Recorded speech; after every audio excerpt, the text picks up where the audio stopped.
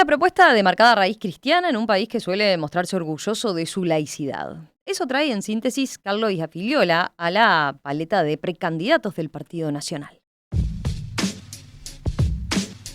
Pero eso es quedarse en la superficie. ¿Qué más trae Iafigliola a la mesa? Bueno, para empezar, la experiencia previa. Este exdiputado suplente fue precandidato presidencial en la interna nacionalista de 2019, en la que obtuvo 0,37% de los votos, y luego adquirió más visibilidad al liderar la resistencia a la ley trans, cuando promovió una consulta popular que no llegó a los votos necesarios para convocar a un referéndum. Luego Iafigliola trae también un documento de propuestas de gobierno que es breve, pero con varios postulados removedores. Como la idea es implementarlo en una nueva ley de urgente consideración, ha denominado a este documento Mini LUC. Allí aparece, por ejemplo, la derogación de la ley de interrupción voluntaria del embarazo, de la ley de violencia basada en género y también de la regulación de cannabis.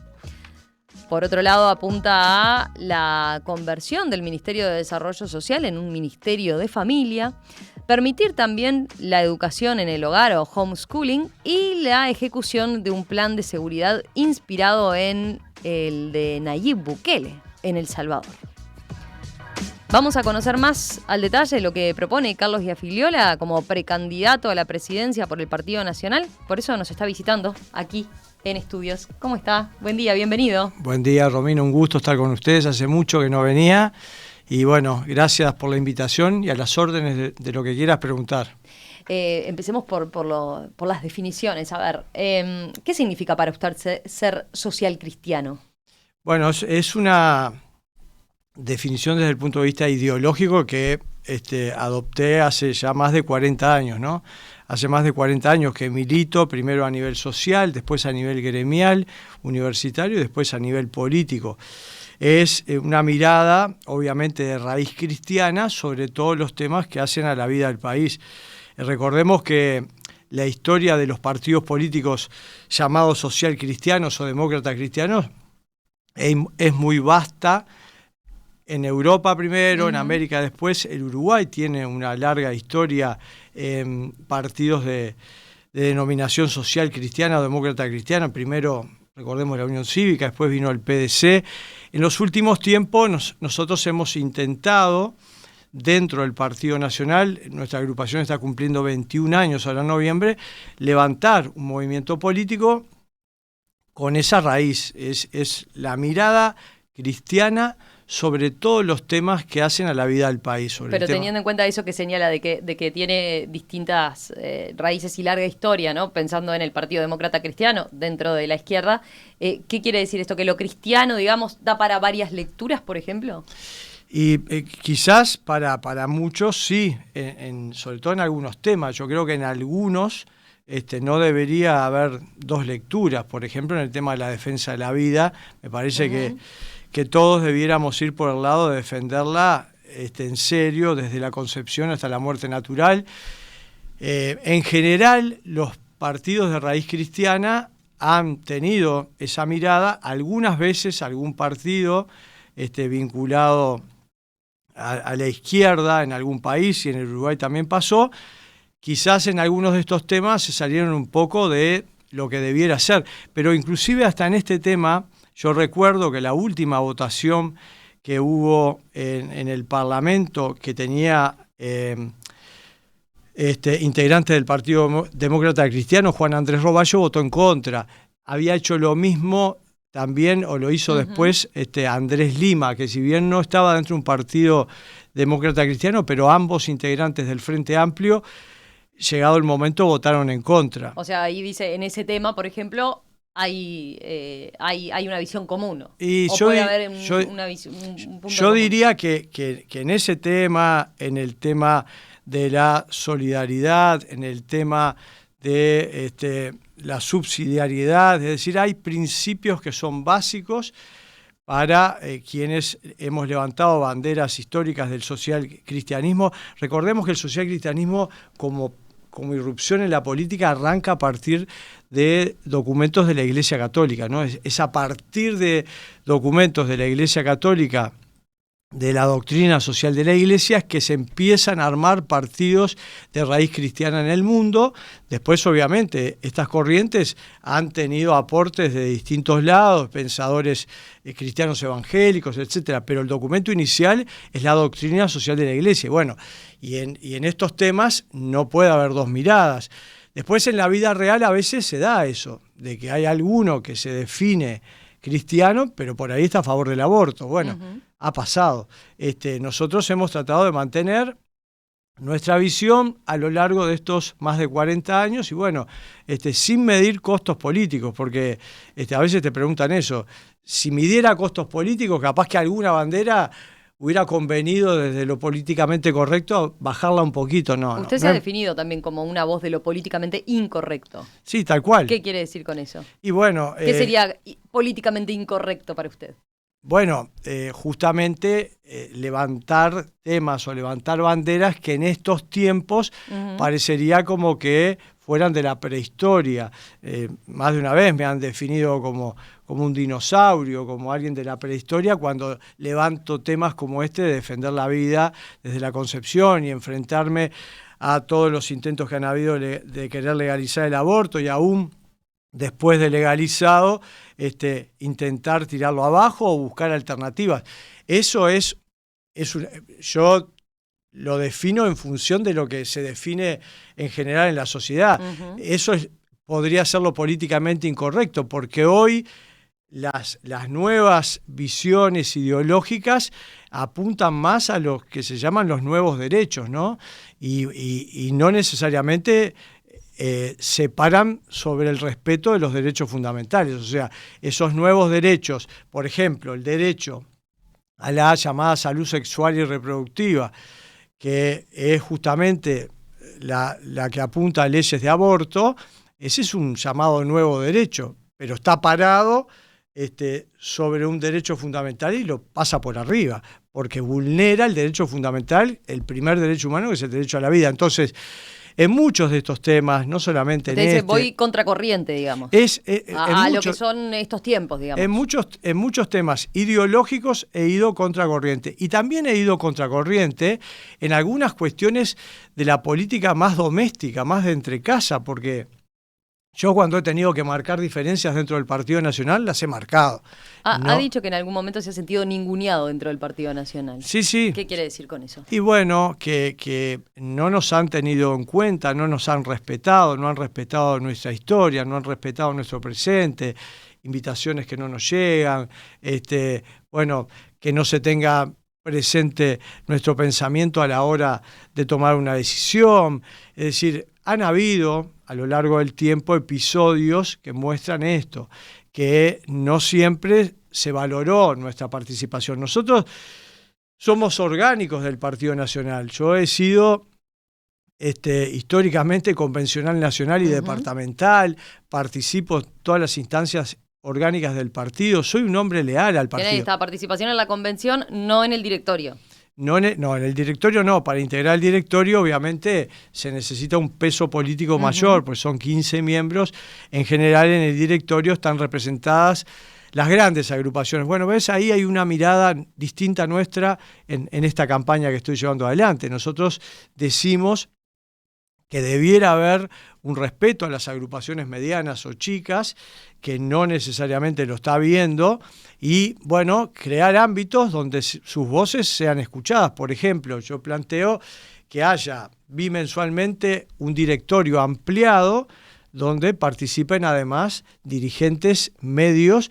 Estamos hablando de que cuando hablo Pero es una propuesta para dentro del Partido Nacional. Es para adentro. Y sí, porque Romina, ¿sabes qué pasa? Que la elección interna, todos nos quedamos con el título. La elección interna es la que define el candidato a la presidencia. Pero la elección pero interna hay varias cosas en juego. Define la Convención Nacional del Partido, las 19 convenciones departamentales, define el directorio, define las 19 mesas departamentales, es decir, define la vida del partido durante 5 años. Entonces, para nosotros es importante también marcar alguna cuestión en la interna del partido. Queremos un partido que sea de todos y para todos, y a veces las agrupaciones medianas, chicas, estoy hablando de agrupaciones, no estoy hablando de dirigentes sueltos, agrupaciones que tenemos que pasar por un proceso de presentación de documentos al partido, con firmas, toda una cuestión formal, que está bien que se haga, pero bueno, después de que se hace todo eso, por lo menos tenemos en cuenta.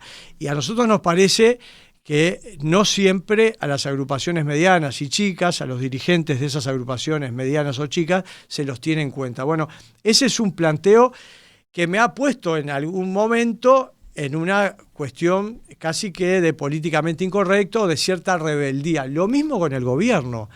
El gobierno que hoy lidera el Partido Nacional con el presidente Luis Lacalle Pou al frente es mi gobierno. Yo trabajé para este gobierno. De hecho, más allá de la cifra que nombraste, que sí es cierta, de la poca votación de la interna es la elección más difícil para las agrupaciones chicas, pero después en octubre sacamos 7.000 votos y fuimos parte del triunfo del Partido Nacional. Recordemos por la exigua diferencia que le ganamos al frente en el balotaje. Entonces, yo he marcado algunas diferencias con el gobierno y con el presidente Lacalle Pou. Bueno, a veces esas cosas no gustan. A veces esas cosas te colocan en un casillero de rebelde, de políticamente incorrecto, y eso trae consecuencias. En algunos momentos recibís algún mensaje, en algunos momentos no se te tiene en cuenta para alguna cuestión. Bueno, yo espero que estas cosas ¿Recibe cambien. algunos mensajes de qué tipo, dice? He recibido mensajes del presidente de la República diciéndome que lo que acabo de decir en tal medio no le gustó, y bueno, y está. Y yo a veces le respondo, está bien, a mí hay tantas cosas tuyas que no me gustan que decís, yo me las banco. ¿Cómo es el diálogo que tiene con el presidente? Y bueno, cero. La verdad, desde el 1 de marzo del 2020 hasta ahora, nunca pisé torre ejecutiva para reunirme con él. La única vez que la pisé es para llevarle un documento de alternativas al aborto, parado sobre su propia definición. Él mismo dijo en el 2020, en una de aquellas tantas conferencias que hacía en la pandemia, dijo sobre el tema del aborto que había una ley, no la iba a tocar, pero que su gobierno iba a ser un gobierno de agenda provida y que iba a hacer todo lo que estuviera a su alcance para disminuir la cantidad de abortos. Dijimos que bueno, le pusimos un proyecto, como no nos recibió, se lo entregamos en la mesa de entrada, como la entrega cualquier vecino, nos pusieron un sello, pero desde ahí le vengo pidiendo entrevistas y la verdad todavía no me ha podido recibir. Está todo bien, a ver, yo no hago política en función de las guiñadas o de los mimos que me haga el presidente de la República o que me haga otro dirigente político. Yo siempre digo, arriba mío no tengo a ningún dirigente político, arriba mío en todo caso tengo a Dios. No vivo de la política por las guiñadas o porque me reciba o no me reciba A, B o C. Pero bueno, estas cosas obviamente duelen. Y yo las marco públicamente. Teniendo en cuenta esto que está señalando del Partido Nacional y del gobierno, desde el punto de vista ideológico de vuelta, por ejemplo, ¿no? Se suele ubicar las dos grandes corrientes dentro del Partido Nacional, ¿no? El herrerismo y el wilsonismo. ¿Cómo se ubica usted en ese espectro? Y bueno, obviamente tengo o comparto algunas cuestiones del herrerismo clásico, todo el nacionalismo de Herrera, etcétera, y también obviamente por ser más contemporáneo de muchas de las visiones de Wilson Ferreira, pero no me defino ni herrerista ni wilsonista. Y cuando me quieren arrimar para alguno de los dos lados, siempre digo lo mismo, yo soy social cristiano, desde el punto de vista ideológico soy social cristiano. Mirá, hace poco salió una nota en Montevideo Portal que del título le pusieron con cierta malicia, no me sale gritar viva a los blancos. Y bueno, eso obviamente dio para mensajes, etcétera, pero hay algo de eso, es decir, yo me siento muy cómodo en el Partido Nacional, sobre todo con la historia del Partido Nacional, con algunas cuestiones del presente he tenido diferencias, sobre todo con algunas iniciativas o algunos dirigentes que han planteado algunas iniciativas, pero me he definido desde siempre como social cristiano en la vida pública. Desde los años 80, Romina, cuando recuperamos la democracia, empezaron los debates a nivel universitario. De un lado, debates que se hacían en televisión y demás, capaz que te acordás de uno, René Jolivet era un periodista que hacía un programa ahí muy particular. Debates, de un lado, 3 dirigentes universitarios de la izquierda, y del otro lado, Pablo Iturralde, Javier García y quien les habla. Y bueno, y cuando del lado de la izquierda decían, bueno, pero ustedes, los de la CGU, son blancos. Y tanto Pablo como Javier decían, no, él es socialcristiano. O sea, desde ahí, quienes me conocen en la vida política saben de mi definición ideológica. Respeto las corrientes históricas del partido, al herrerismo y al wilsonismo, y repito, tengo algunas cosas donde coincido, pero me defino social cristiano. Dado que usted mencionaba, ¿no?, la votación en la interna pasada, 0,37% de los votos. Después, en octubre, 7.000 votos, decía. ¿Por qué? La pregunta central sería, bueno, ¿por qué vuelve y por qué insistir con una precandidatura propia? Sí, gran pregunta. Esa todavía se la está haciendo mi familia, por todo lo que las descuido.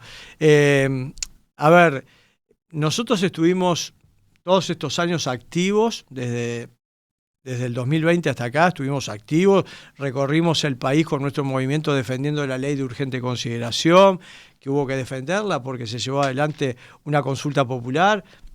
Defendimos las grandes transformaciones del gobierno, la reforma educativa, la reforma en la seguridad social. Pero bueno, tenemos un perfil distinto y definimos en el 2023 estar abiertos a escuchar a distintas corrientes y compañeros que estaban apuntando a ser precandidatos, a ver si querían acercarse a nosotros, qué pensaban. Bueno, pasó eso. Las puertas abiertas y vinieron todos. Y cuando digo todos, todos. No faltó ninguno de los que hoy son precandidatos y compañeros precandidatos del Partido Nacional. Ellos directamente o algún senador de su sector me pidió para hacer reunión. Tuve reuniones con todos, con todos. La última la tuve con Álvaro Delgado en Torre Ejecutiva. Y a todos les iba con una hojita, una hojita como esa que vos tenés adelante. No era exactamente esa, porque si le llevo esa mini look no me la lleva nadie, ¿no? Iba con una hojita bien básica, con 8 o 10 puntos, donde el primero de ellos es defensa de la vida desde la concepción hasta la muerte natural. Es decir, le ponía arriba de la mesa para sentarnos a negociar políticamente. ¿A qué me invitaban? Me lo decían de entrada, te queremos con nosotros, vos con tu perfil y con la polenta que tenés, y vas para adelante, vendrías bárbaro a nuestro sector, no sé qué, papá. Bueno, le ponías hojita y bueno, no llegamos a un acuerdo. Ahí no se la llevaban. Esos puntos no se los llevaban. Y a ver, sí, yo en esto estoy de acuerdo, pero vos sos muy radical, Carlitos, y no sé qué, y bueno, algunos tenían miedo que capaz que los embretara, bueno, y eso nos fue llevando, Romina, a que al fin del año pasado dijimos, bueno, las opciones estuvieron todas arriba de la mesa. No hubo ninguna que de verdad nos convenciera que tuviéramos que haber tomado esa decisión de acompañarlos. Bueno, y ahí es que un congreso nuestro nacional, hecho en Montevideo, toma la decisión de nuevo de ir con una candidatura propia. Si a mí me preguntabas un mes antes, 15 días antes, yo te decía que no. Te decía que no. Porque había aprendido del desgaste que significa una campaña. El desgaste de la campaña pasada fue tremendo, Romina. Personal, familiar, económico, de salud. Yo terminé internado, pasada la elección interna, terminé 45 días con una obstrucción que tenían las vías urinarias, con sonda. Fue terrible porque la gente a veces no se da cuenta, pero uno corre, va para acá, va para allá, se sube un ómnibus, va para acá. Bueno, al final, en algún momento algo te pasa factura, o la salud, o el bolsillo, o se resiente la familia, que seguro siempre se resiente. Entonces, bueno, si me preguntabas decía que no, pero bueno, los hechos y las convicciones nos llevaron de nuevo a tomar esta decisión, sabiendo de pique de nuevo que iba a ser un camino todo en su vida, ¿no? Y bueno, pero decidimos recorrerlo y lo estamos haciendo orgullosos, con dificultades, pero llegamos hasta el final, porque en la pasada, y lo dijeron y lo volvieron a decir en esta, varios dijeron, se baja ahora nomás, y no nos bajamos. Quedan pocos días y llegamos al 30 de junio y seguramente repetiremos el plato de la elección pasada, iremos a octubre con lista propia al Senado, porque bueno, nos parece... Es la forma entonces de marcar sus ideas, de marcar los aspectos que entiende que defiende. Y algo de eso hay, algo de eso hay, porque yo tengo claro que, a ver, tengo los pies sobre la tierra, digo, no soy un romántico, un lírico utópico que anda en la vuelta, digo, yo tengo claro que la elección del Partido Nacional prácticamente tiene un ganador, lo tengo claro. O sea, no le puedo salir a mentir a la gente y a ilusionarla, vamos que estamos cerquita de ganarle a Delgado, porque no es así. Ahora, no, pero está pidiendo el voto para la gente que se identifica con sus ideas. Totalmente, porque repito en muchos lugares, y recién algo te decía, que la decisión del 30 de junio no es solamente elegir quién es el candidato único del partido.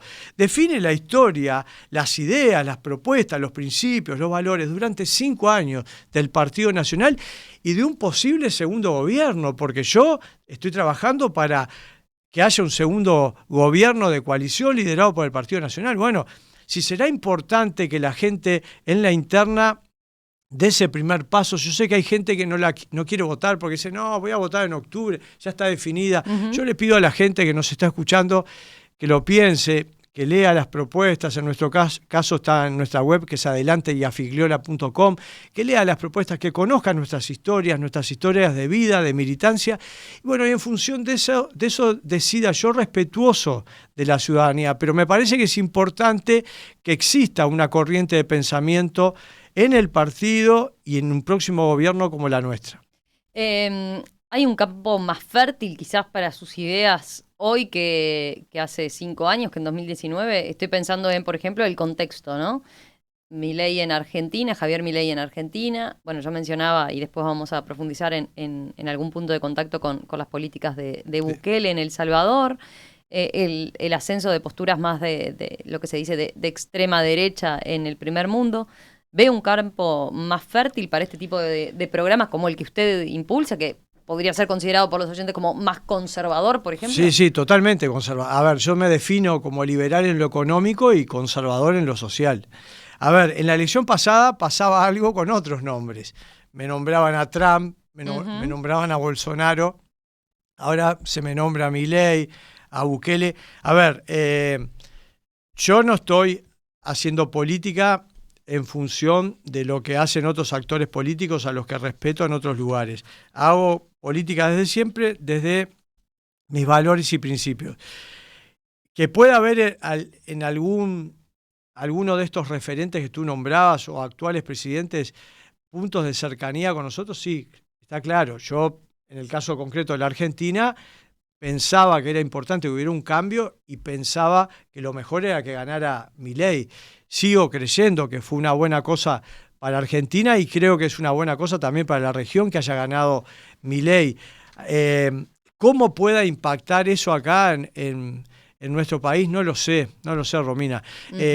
Yo sé que mucha gente obviamente ve en más de un lugar cuando planteo alguna propuesta. El otro día planteé una de nuestras propuestas, es un voucher educativo.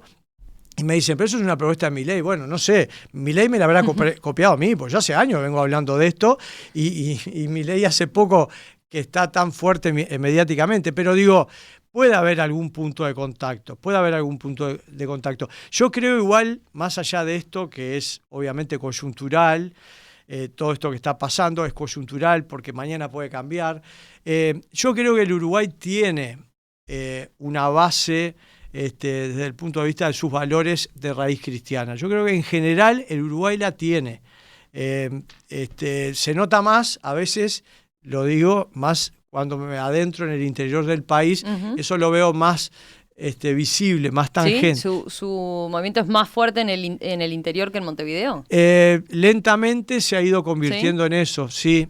Obviamente nació en Montevideo, se ha ido convirtiendo en eso naturalmente y porque yo le he dado mucha importancia a generar un movimiento nacional y eso ha hecho que haya descuidado Montevideo.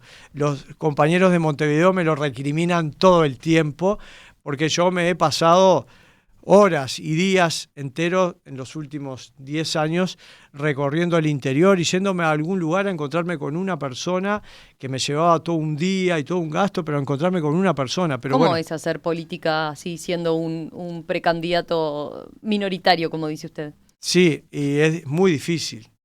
Obviamente es muy difícil.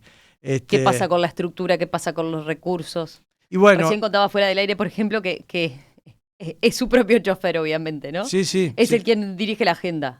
Todo. O sea, tengo obviamente un equipo en la vuelta que hace de tripas corazón, que va para adelante, tanto en comisiones nacionales como en los departamentos, pero nada es suficiente. Y comparativamente estamos muy por debajo de los otros competidores que tengo en el Partido Nacional. O sea, yo lo que cuento no es verso. Yo llego a un departamento en auto o me bajo de un ómnibus solo.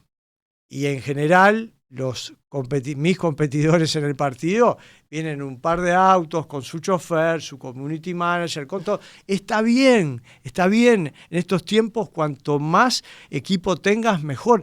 Pero yo no lo tengo, pero no porque no lo quiera tener. Lo que pasa es que esas personas que ellos tienen asignado un recurso o tienen un salario directo que se los da el candidato, o están en alguna institución pública con un sueldo y pueden acompañarlos. En nuestro caso no es así. Entonces, si yo voy a traer a un muchacho, una chiquilina del grupo de la juventud y lo hago salir de sus cosas, tengo que obviamente darle un salario.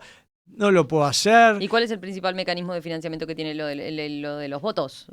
No, el pago de, bueno, de la a Corte ver, por los votos que recibió. en una elección interna, Ahí no se paga. No, por eso. Hoy en día, con la legislación vigente, la Corte pero, no. Por eso, pero en una elección no interna, la principal fuente de financiamiento es mi hija más chica, Noelia, que lleva una lista tipo de almacén y dice: Juan pone 1.000 por mes, Jorge pone 500, Claudia pone 300. Es esa lista. Esa lista que hace que al empezar el mes le manda un recordatorio a todos para que, hagan su aporte. Con eso nos bancamos, pero ahora, por ejemplo, Romina, en un momento decisivo, yo mandé a hacer las listas para todo el país. Estamos hablando de que son la dos impresión listas. de listas en general es uno de los aspectos más caros en la campaña. O sea, y además yo le imprimo a todo el país. O sea, claro. No es que le digo a los de Florida, imprímansela a ustedes, le paso esa responsabilidad. No, yo le imprimo a todo el país porque sé que esto no es fácil. Y estamos hablando de mucha plata. Y yo voy con algún manguito de seña, pero me queda una deuda. En la elección pasada terminé la interna con pocos votos y con una deuda importante. Por suerte, en octubre votamos bien, y como ahí sí hay un pago por voto, pude sanear todo y quedé sin ninguna deuda. Pero está claro que no es fácil. Pero mi forma de financiamiento es esa que te estoy diciendo. Es el aporte del amigo, de un militante, 100 pesos, lo que sea, todo suma y después salidas para el interior, meto la tarjeta de crédito para cargar nafta o para un pasaje de ómnibus, y cuando me estoy acercando a una elección, la tarjeta de crédito empieza a explotar. Y la voy a ir pagando. O sea, no tengo ninguna deuda, gracias a Dios, nunca la tuve, no la pienso tener ahora, pero hago lo que puedo. Me encantaría tener publicarteles, no los tengo. Me encantaría tener publicidad en televisión o en radio. No lo puedo hacer, porque no tengo plata. Esta mañana aquí en Perspectiva seguimos conociendo las precandidaturas. En este caso, otra precandidatura en el Partido Nacional, la de Carlos Iafigliola.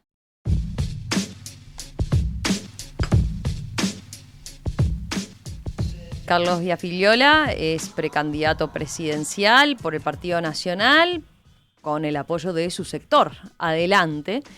Comenzó su carrera militando en la Universidad de la República, al fundar el movimiento de estudiantes cristianos del Uruguay, mientras estudiaba ingeniería en la Universidad de la República. Así militó contra la legalización del aborto en 1985. No terminó sus estudios de ingeniero, pero sí obtuvo un diploma en marketing por la Universidad Católica. También pasó por Alianza Nacional y Espacio 40 dentro del Filas Blancas, y así fue electo edil de Montevideo en 2005, reelecto en 2010 y fue diputado suplente de Rodrigo Goñi en la legislatura 2015-2020.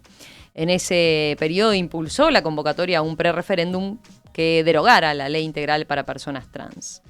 En 2019 hizo su primera aparición como precandidato dentro del Partido Nacional y en el actual periodo de gobierno fue asesor en comunicación de Gabriel Gurméndez en Antel. Podríamos agregar a esto flamante abuelo. Sí, sí. Reciente. Tercer abuelazgo, ¿no? Nuestra tercer nieta. Ya es abuelo experiente, pero tercer nieta de hace horitas. Julia, de 6 años, Candelaria, de 9 meses, y acaba de nacer Paulina ayer de noche.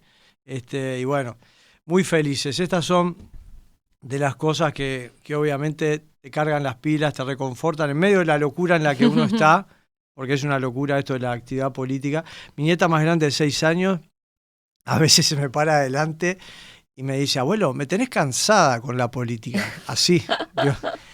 Tiene 6 años. Lo que deben decir mis hijas y mi esposa, ¿no? Bueno, a ver, volviendo a las propuestas. Yo decía, usted tiene un documento que es en detalle y ha planteado ir por una ley de urgente consideración. Nuevamente una ley de urgente consideración como la que se aprobó en este periodo de gobierno, pero la ha denominado mini LUC. ¿Por qué? Bueno, porque ahí metimos un poco de marketing, ¿no? Porque, a ver, podíamos haber hecho un documento de esta naturaleza. De hecho, nosotros tenemos un programa de gobierno que está colgado en nuestra web, tenemos un anexo que le agregamos hace pocos meses, acabamos de agregar 2 anexos más que tienen que ver con nuestras propuestas, pero decidimos hacer un compacto de 35 propuestas.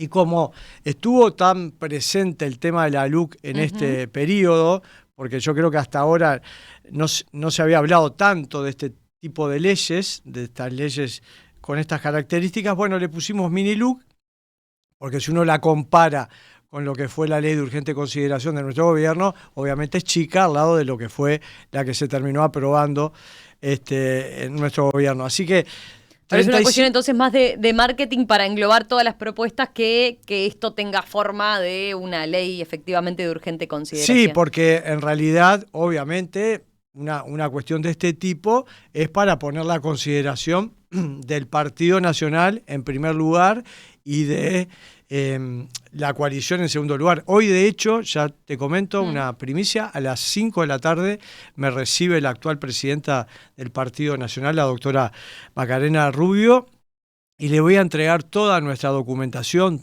nuestro programa, los anexos, esta mini ley de urgente consideración, porque quiero que sea un insumo de la elaboración del programa único del Partido Nacional, que se va a hacer después de las internas, y de lo que va a ser un futuro programa de la coalición de gobierno, de la coalición republicana Ahí está. Sí. Como se la denomina ahora, ¿no? Coalición republicana. Le iba a consultar, a ver, tiene distintos puntos, ¿no? El texto que sintetiza las propuestas, pero se hace un hincapié importante en la familia y el fomento de la natalidad. ¿Diría que ese es el corazón de su programa? Sí, a ver, en nuestro ADN está el tema de la defensa de la vida y la familia. Si uno mira las banderas históricas, los logos que hemos tenido en estos 21 años, todos han respetado esto. Podrá cambiar el diseño, algún detalle, pero todos dicen por la vida y la familia. O sea que es parte de nuestro ADN defender la vida en serio desde la concepción, y eso nos enfrentó históricamente a todos los intentos que han habido de legalizar el aborto, después que se aprobó la ley en el 2012, enfrentarla, poner propuestas arriba de la mesa alternativas al aborto, poner propuestas como tenemos en nuestro programa y en la mini LUC también está, de fomentar y promover la natalidad con distintas medidas.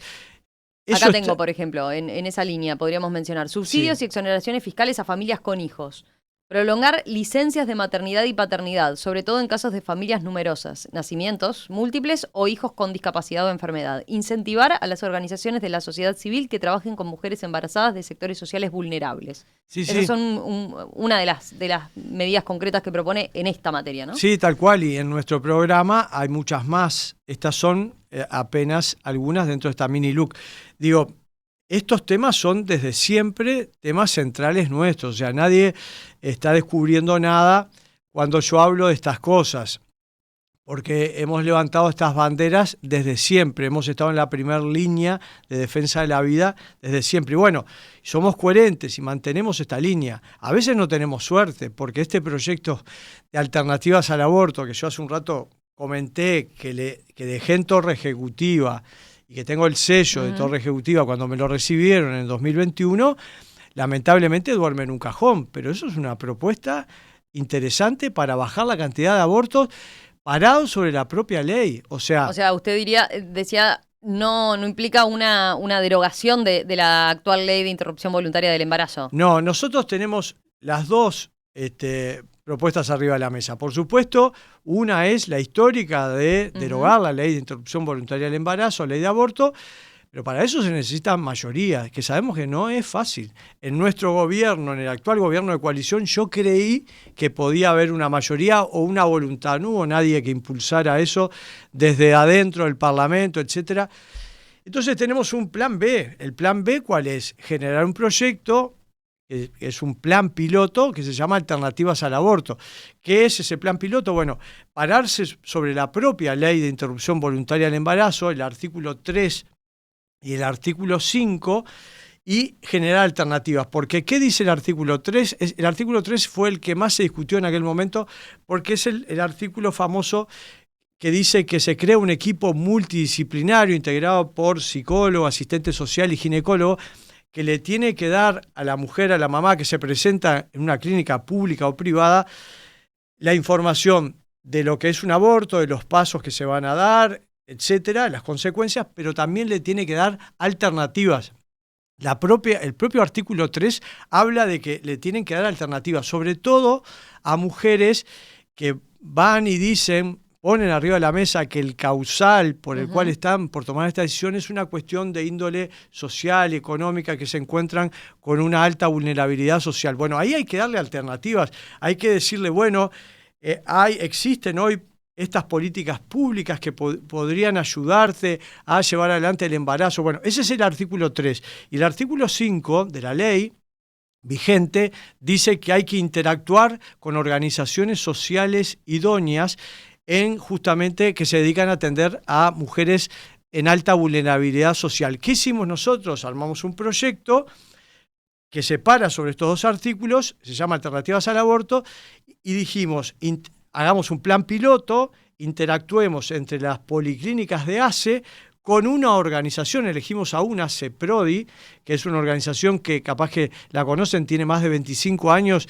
que trabaja justamente en la vida social, ayudando a mujeres con serias dificultades, con alta vulnerabilidad social. Y CEPRODI, yo fui el año pasado con mi esposa al festejo de los 25 años, hubieron decenas de testimonios de mujeres que se pararon delante de la gente diciendo, yo un día golpeé la puerta de CEPRODI diciendo que estaba desesperada, que estaba embarazada, que quería abortar, y en CEPRODI me contuvieron, me prepararon una actividad de oficio, me ayudaron a insertarme en el mercado laboral, hoy tengo un microemprendimiento, y esta niña o este niño que ven acá es el niño o la niña que yo quería abortar hace unos años atrás. Entonces dijimos, hagamos un plan piloto aplicado sobre la propia ley para demostrar que a muchas mujeres, hay algunas que van a seguir para adelante con la idea de abortar, pero otras que están pasando una dificultad, en la medida que se les dé apoyo, pueden seguir adelante con su embarazo. Entonces, esa es nuestra propuesta, privilegiar la vida. Por eso es que la presentamos, por eso es que creímos que en nuestro gobierno esta propuesta iba a avanzar, pero no avanzó. Esa es una de las cosas que a veces le molesta. Ni eso, ni este camino intermedio, dice, ¿no? Claro, de ir por este lado que está comentando. Hay una ley, no la pudimos tirar abajo, digamos las cosas pero como usted son. tenía expectativa en que esto sí funcionara. Y bueno, si podemos salvar una vida, para mí es importante que una medida de este tipo se tome. Por eso es que presentamos este proyecto Alternativas al Aborto. Yendo a otras medidas así rápido, podríamos hablar hay otras en lo que tiene que ver con cuestiones de género, pero también usted plantea derogar la regulación del mercado de cannabis. ¿Por qué se mete con el cannabis y con también una ley que ya está vigente, que tiene varios años? Sí, en realidad nos metemos con todo el tema de la droga en general, ¿no? y de las adicciones, de los estragos que ha hecho en la sociedad uruguaya, ha destruido personas, ha destruido familias. Pero ¿cuáles son los argumentos, digamos, para derogar la ley actual? Porque ¿no? nosotros siempre dijimos lo mismo, a diferencia, ves, hay otra diferencia con nuestro gobierno, a diferencia de lo que dice el número 1 de la Junta Nacional de Drogas, que es Daniel Radío, que él ha dicho que lo dijo casi en tono profesor, no repitamos más que la marihuana es el primer paso a el consumo de otras drogas, y ha dicho que para él la mejor solución es legalizar todas las drogas, porque él dice que el camino del prohibicionismo no ha dado resultado. Bueno, nosotros tenemos una visión totalmente contraria a la de Radío. Creemos que de verdad hay miles y miles, alcanza con salir a recorrer y te vas a encontrar con estos testimonios de familias que te dicen, madres que te dicen, perdí a mi hijo, está preso, perdí a mi hijo porque no quiero que pise más mi casa, porque cada vez que viene a robar, maltrata a su abuela, roba cosas. Pero esos son problemas más asociados a la pasta base, por ejemplo. Están asociados a todo, pero te dicen que el primer paso de ese chiquilín te dicen así, pensar que todo empezó con un simple porrito de marihuana. Porque ese porrito de marihuana, no digo que en todos los casos, pero tampoco digamos lo contrario, que no es el primer escalón para el consumo de otras drogas. Nosotros lo que sabemos, porque visitamos organizaciones sociales que atienden a chiquilines con adicciones y no son bancadas por el Estado, estamos hablando de organizaciones de la vida de la sociedad civil, y sabemos que en muchos casos empezó el tema a través de un porrito de marihuana, pero después con eso no era suficiente, querían más y salieron a buscar otra cosa, y ahí aparecieron la pasta base u otras cuestiones, porque ya lo primero no los terminaba de saciar, de convencer, y tuvieron que dar otros pasos. Entonces lo que decimos es, esta ley, que en su momento recordemos que se la impulsó desde el gobierno del Frente Amplio diciendo que era una medida para frenar la inseguridad vinculado al tema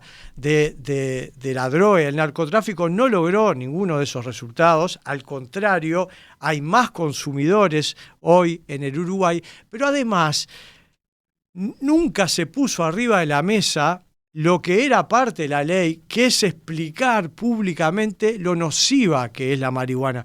Porque está todo bien, yo te puedo llevar, como dicen algunos, pero es una droga blanda, está todo bien, pero no es inocua, tiene efectos secundarios, no es inocua. Y el tema es que liberalizada como está, y depende en los sectores y depende en los contextos, eso te lleva... No, ahí le van a decir está regulada, ¿no? Está regulado, bueno, el mercado está regulado. Está regulado. Porque antes se consumía, por ejemplo, de otra calidad. Ahora le van a decir, bueno, pero acá el consumidor sabe, no tiene que recurrir a una boca. ¿Y por qué termina? Y vos viste en estos años, Romina, de que se está aplicando esta ley, que se está llevando adelante la aplicación de esta ley, cosas que han pasado. Por ejemplo, que como no pega tanto, la que venden en la farmacia salen a buscar afuera. Pero está claro que el que la va a busca algo que le pegue, que lo saque de la situación normal y que lo meta, no sé, en un mundo que algunos llaman viaje, no sé qué es. Pero bueno, tuvimos problemas con el tema de las tarjetas para pagarla, porque algunas tarjetas internacionales no aceptan que se pueda comprar droga. Es decir, para nosotros esta ley no es buena. Vamos obviamente por la eliminación de esta ley, pero decimos que cuando hablamos de estas cosas, igual que con el aborto, no nos lavamos las manos, no decimos deroguemos la ley de marihuana, planteamos ideas, soluciones para atender esta situación de personas que están en el mundo de la droga, de las adicciones, de cómo ayudar a recuperarse, etcétera. Ese es un punto que lo terminamos vinculando al mundo de las drogas, con lo que después termina siendo un planteo nuestro que hacemos en seguridad, que capaz que vos en algún momento ibas a ir, sí. Pero bueno, vaya si pero será... Ahí quiero preguntarle, antes de, siguiendo dale. Con el tema de las drogas, usted que se define en algunos campos como liberal, ¿no? Pero en lo económico, no en lo social. Ahí está, pero soy por conservador. Ejemplo, pero por ejemplo, lo que tiene que ver con liberalizar el mercado de la droga en general, teniendo presente de que no ha dado resultado tampoco ninguna de las políticas que se ha llevado a cabo hasta ahora, ¿por qué y yo prefiero toda la vida el sistema prohibicionista, con el mismo argumento que utilizaba también con el tema de que me decían, pero ya existen abortos ilegales. Bueno, cuando a ver, el aborto es malo, sea ilegal o legal. La droga es mala, sea ilegal o legal. El tema es que cuando se aprueban leyes, todas este tipo de leyes tienen también un efecto educativo. O sea, la barrera se baja de percepción de que es algo malo. Si está liberalizado y se me lo venden en una farmacia, y bueno, tan malo no debe ser, si no, no me lo venderían. Si se liberalizan las otras drogas, y bueno, tan malo no debe ser, porque si no, no se tomarían este tipo de decisiones. O sea, se baja el nivel de riesgo, la percepción del riesgo y de las consecuencias, y hace que el tema termine siendo de mayor consumo en la sociedad de sustancias que están recontra comprobadas que son nocivas para la salud de las personas y para lo que generan después en sus contextos, porque repito, yo lo invité a Radio a que salga un día, yo le dije, yo te vengo a buscar y recorremos y vas a ver la cantidad de testimonios de familias destruidas que te dicen, a mi hijo no me lo nombres y no quiero que pise más mi casa. Para que un padre o una madre diga esto, lo que habrá pasado en el medio, ¿no? Entonces digo, me parece que este es un tema muy serio. Yo comparto contigo con que el sistema prohibicionista no logró los resultados que uno pudiera esperar, ¿tá?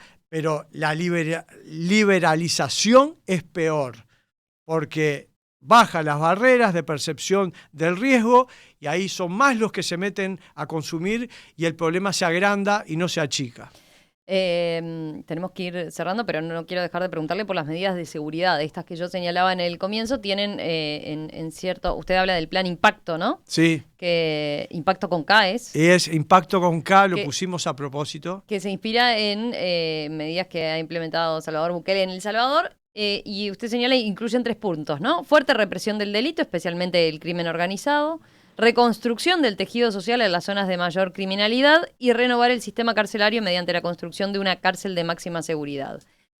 ¿Cuál es el ítem principal y qué es lo que lo asocia exactamente con Bukele? Porque Bukele está asociado a la erradicación de las pandillas, ¿no? Bueno, vos al leerlo lo definiste tal cual. Primero, nosotros volvemos a ver que en el Uruguay el tema de la seguridad pública se coló como el principal tema de preocupación de la gente. Recordemos que ganamos la elección pasada marcándole al Frente Amplio que no había podido en 15 años resolver el tema seguridad pública. Bueno, en nuestro gobierno hemos avanzado, pero no hemos resuelto el tema seguridad pública. Uno de los temas más complicados en el tema de la seguridad pública ha sido...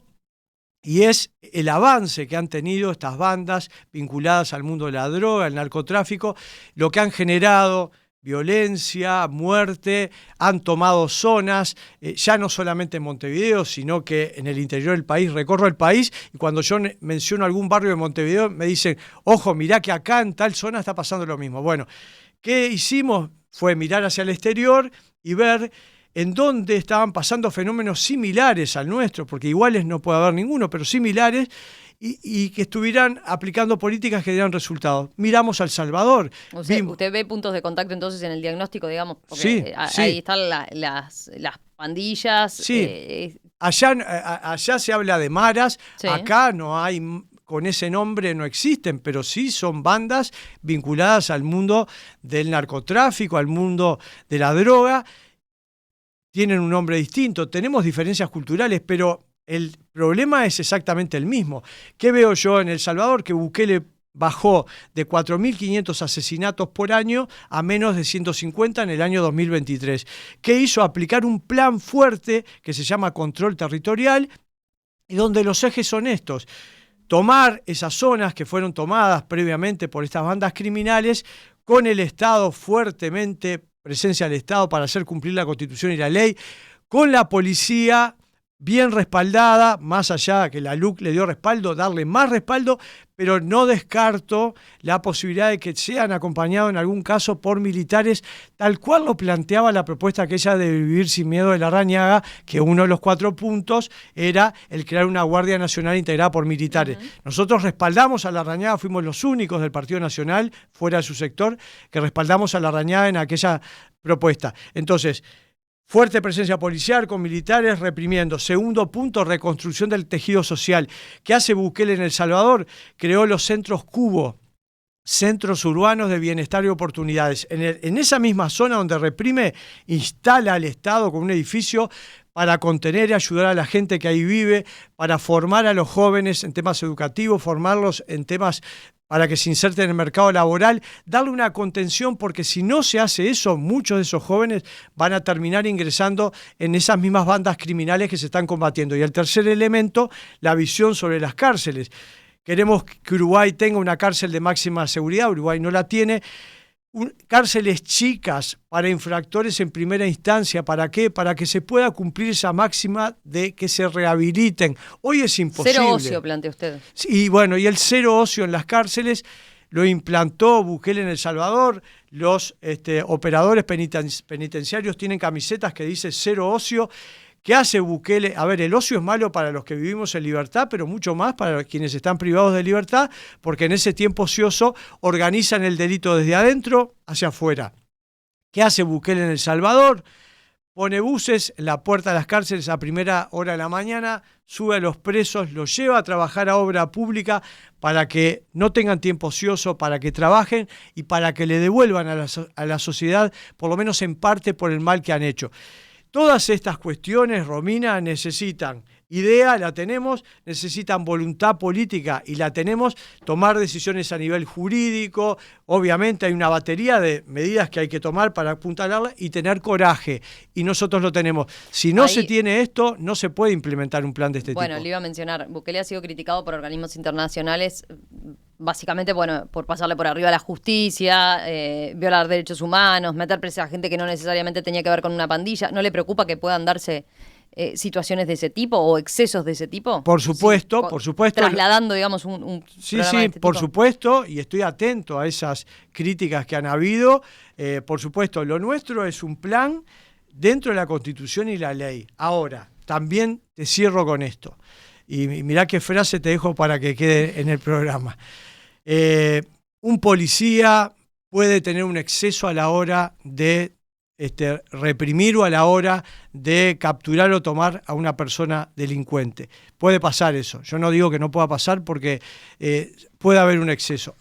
Repito, lo nuestro todo dentro de la Constitución y la ley. Pero, si yo tengo que priorizar entre los derechos humanos de doña María y don José y los derechos humanos de los delincuentes, me juego a respetar y proteger los derechos humanos de doña María y don José. ¿Está? Con esto te defino el tema. Es decir, por supuesto que no quiero excesos, por supuesto que no quiero nada que viole derechos humanos. Pero a la hora de reprimir, lo que más me importa es cuidar y defender y proteger los derechos humanos del 99% de la sociedad uruguaya, de doña María y don José. Y en eso está inspirado nuestro plan. Carlos Giafiliola, precandidato a la presidencia de la República por el Partido Nacional, con el respaldo de su sector. Adelante. Gracias, Gracias por estos minutos esta mañana aquí en Perspectiva. No, el agradecido soy yo. Tremenda nota, Romina. Saludo a Emiliano que anda en la vuelta y a las órdenes, como siempre. Tranquilo que no me van a tener que citar en el 2029 porque no voy a volver a ser precandidato. No. Es más, creo que esta es mi última elección. Veremos. Bueno, que pase bien. Gracias, Igualmente.